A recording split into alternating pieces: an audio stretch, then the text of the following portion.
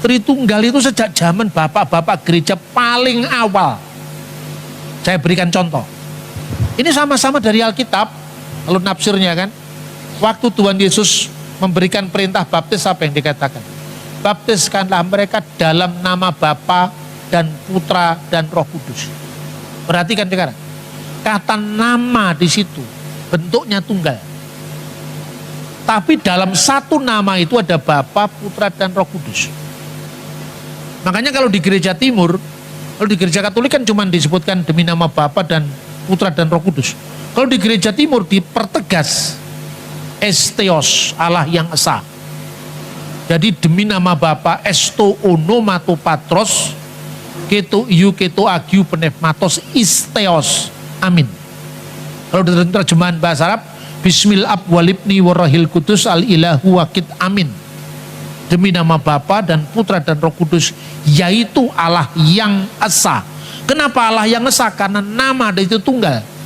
Bukan demi nama-nama, tapi demi satu nama. Bapa, Putra dan Roh Kudus. Clear. Muncul lagi di abad 19 teori yang namanya Yesus Kristus itu ya Bapa itu. Itulah ajaran Yohanes. Yohanes ini dibangun karena tidak clear memahami Alkitab. Karena apa? Dua rumusan dijadikan satu. Kan rumusan satunya kan demi nama Bapa dan Putra dan Roh Kudus. Satunya dalam nama Yesus Kristus. Keduanya ini konteksnya beda. Dalam nama Bapa dan Putra dan Roh Kudus menjadi umat yang satu dari Allah yang kita sembah, yang adalah Bapa wujud Allah, Putra firman Allah, Roh Kudus rohnya Allah. Tidak perlu dipertentangkan. Tapi kemudian orang mengatakan Bapa, Putra, Roh Kudus itu ya Yesus itu ya salah. Yesus itu bukan Bapa. Yesus itu firmannya Bapa yang menjadi manusia. Jelas nama Yesus itu bukan nama Allah dalam keabadian. Itu nama kemanusiaannya ketika menjadi manusia. Anak yang dilahirkan itu akan disebut Yesus karena dia akan menyelamatkan umatnya. Jadi dinamakan Yesus itu ketika firman jadi manusia. Kristus itu pengurapan sebagai Mesias itu, makanya diurapi itu Masiah, Hamasiah yang diurapi, tidak perlu dipertentangkan. Terus kedua, Yohanes itu mengaburkan antara kristologi dengan Tritunggal. Kristologi itu Yesus itu sepenuhnya Allah, sepenuhnya manusia. Yang satu dengan Tritunggal itu kealahannya, kemanusiaannya yang enggak. Karena kemanusiaannya mati, kemudian disalib, kemanusiaannya bisa lapar, kemanusiaannya bisa haus, itu kan kemanusiaannya. Jadi kalau Bapa itu Yesus, berarti Bapa bisa mati, padahal Allah tidak bisa mati, ya kan? Yang disebut Allah Sang Bapa itu merujuk pada keilahian wujud ilahi. Makanya tidak seorang pun pernah melihat Allah. Jadi Allah Bapa tidak bisa digambar. Yang gambar Allah Bapa itu ajaran Mormon. Mana Allah Bapa bisa digambar?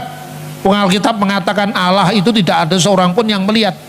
Tapi anak tunggal yang di pangkuan Bapa, dialah yang menyatakannya. Kenapa Yesus bisa digambar? Karena sudah berinkarnasi menjadi manusia. Clear kan ajaran Alkitab itu? Makanya sebetulnya salah satu muncul bingar-bingar perdebatan itu karena kita tidak setia pada bapak-bapak gereja kita. Kalau belajar Alkitab jangan langsung Luther. Luther kan baru abad 16, 15. Harus dari setelah Yohanes punya murid namanya Polikarpus, Polikarpus punya murid namanya Irenaeus, Irenaeus punya murid namanya Hippolytus. Harus urut sampai zaman modern gitu loh.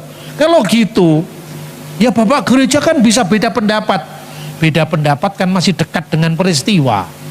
Daripada kamu percaya dengan teolog Jerman yang hidup 2000 tahun setelah peristiwa. Kali ini saya akan membahas satu bahasan menarik tentunya tentang statement teologis dari Dr. Bambang Nursena yang sangat populer. Dan kenapa saya membuat konten tanggapan untuk statement teologis beliau? Karena setelah saya pertimbangkan hal ini tentunya secara matang, ada banyak hal yang kalau dibiarkan akan melanjutkan pembodohan terhadap publik, terutama kekristenan di Indonesia, yang begitu menyanjung Dr. Bambang Nursena dengan semua konten-konten teologis yang dia buat, yang seolah-olah apa yang dikatakan beliau itu semuanya benar adanya. Baik itu fakta sejarahnya, terlebih soal tafsiran teologis terhadap Alkitab akan kepercayaan atau doktrin atau dogma yang dianutnya. Dan saudara-saudara, arogansi sebagai seorang teolog yang mengunggulkan diri dari semua teolog lain dan seolah-olah semuanya salah dan hanya dia yang benar, itu yang cukup mengusik perhatian saya, karena sebagai seorang apologet biblical di Indonesia ini, saya juga harus ikut menjaga kekristenan Indonesia agar tetap on the track, tetap berdasar pada kitab suci Alkitab secara murni dan konsekuen. Itu sebabnya konten ini saya buat. Mungkin tidak usah berlama-lama, tetapi saya akan tunjukkan di awal soal thumbnail. Tanggapan apologetik saya ini saya berikan judul seperti ini, saudara ya. Orang Kristen jangan mau dibodohi atau jangan mau dibohongi. Sekali lagi, orang Kristen jangan mau dibohongi. Ini bukti kesesatan Bambang Nursena. Bambang Nursena itu sesungguhnya adalah bidat sejati, pemuja dan pemberhala bapak-bapak gereja, tanda kutip, yang sangat anti Martin Luther dan kaum Kristen Protestan. Jadi, nanti dari rekaman video yang saya akan perdengarkan kepada saudara, itu membuktikan bahwa Bambang Nursena sesungguhnya adalah seorang yang, kalau saya mau katakan, sangat arogan ya, menyalahkan banyak pihak, bahkan Katolik sendiri ikut dipersalahkan oleh beliau, dan Martin Luther, bapak reformasi kekristenan, itu sangat diremehkan oleh beliau. Tanggapan apologetika Dr. Joshua Tewu terhadap pernyataan teologi Dr. Bambang Nursena tentang oneness dan Tritunggal. Sumbernya YouTube Bambang Nursena. Judul materi yang dia buat khusus mengenai ini yaitu oneness ajaran baru, Ini dikatakan oneness ajaran baru tak berakar pada ajaran rasuli. Itu dia punya sumber ya. Nah, saya sendiri ya. Ini dia, saudara-saudara. Perhatikan baik-baik ya. Ya, baik, saudara-saudara yang kekasih, itu tadi merupakan rekaman voice dari Dr. Bambang Nursena ketika membahas persoalan doktrin oneness dengan Tritunggal. Dan saya ingin menyampaikan kepada saudara tentang tanggapan saya secara biblical, secara teologis, dan juga secara fakta sejarah, historical ya.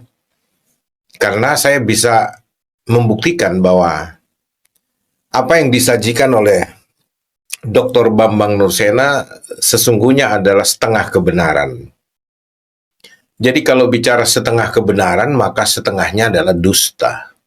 Tidak seutuhnya kebenaran. Itu sebabnya hal ini perlu saya bicarakan untuk memberikan edukasi publik kepada orang-orang Kristen, Karena apa? Ini juga sudah dipublikasi oleh beliau dan harus diberikan semacam tanggapan apologetik supaya orang-orang tidak tersesat, supaya orang-orang Kristen tidak terus-menerus dibohongi, dibodoh-bodohkan.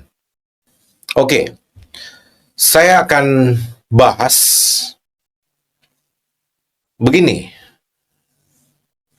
bahwa kalau mau dikatakan ajaran baru, sebenarnya oneness of God itu bukanlah ajaran baru. Kenapa? Karena itu adalah ajaran Alkitab itu sendiri. Shema Yisrael, Adonai Elohenu Adonai Echad, itu adalah tauhid Yahudi, atau boleh dikata dasar kepercayaan yang paling esensif bagi umat Yahudi di Perjanjian Lama, yang dikenal juga sebagai monoteisme biblikal, monoteisme Yahudi. Dan di Perjanjian Baru, Yesus menegaskan soal basic kepercayaan kepada Tuhan dan Allah yang benar itu adalah monoteisme, dengan mengutip dan meneguhkan Ulangan 6 ayat 4. Bertolak dari inilah, kemudian kita dapati di seluruh Alkitab bahwa baik nabi-nabi maupun para rasul itu mengajarkan dan mengabdikan dirinya dan memberitakan tentang Tuhan yang benar. Allah yang benar itu adalah Allah yang Esa, oneness of God. Jadi bukan ajaran yang baru muncul, justru Tritunggal adalah ajaran yang baru muncul. Nah, buktinya Bambang Nursena sendiri tidak berani mengatakan bahwa ajaran Tritunggal itu adalah ajaran Alkitab, ajaran para rasul, dan ada di dalam Alkitab, dikonfirmasi oleh para rasul. Tidak. Makanya coba saudara lihat. Ya, saya tidak berlebihan kalau mengatakan Bambang Nursena adalah bidat sejati. Ya, dengan ajaran sesatnya yang begitu luar biasa, menginterpretasi doktrin Tritunggal menjadi doktrin baru dalam pegangan dia dan seterusnya.